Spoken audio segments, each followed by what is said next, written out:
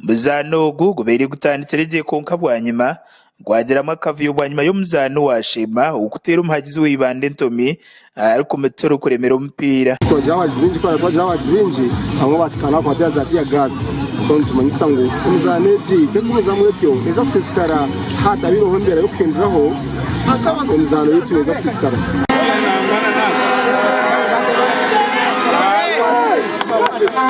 Vian Muhwezi uri omuhwezi w'entebe ya katana habwashema ashoborere ko ebyemizano bine kutwarwa nk'omukago ari kugira ngo entarokezi tijemere kuba nizirebekera omu muzano ogu.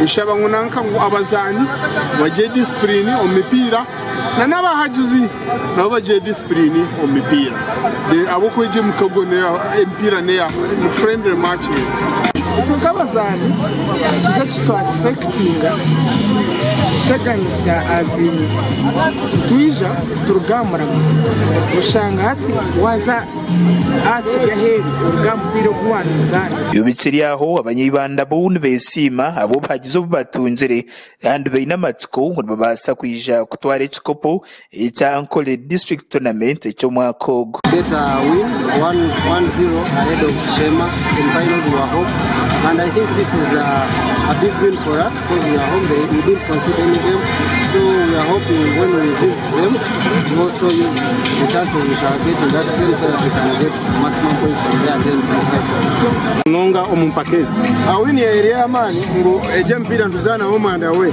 kuka home and away nobo ine kukozesa chance yomuka adide twatera 1-0 tuzakuza Shema kandi tulonde gole ndizo.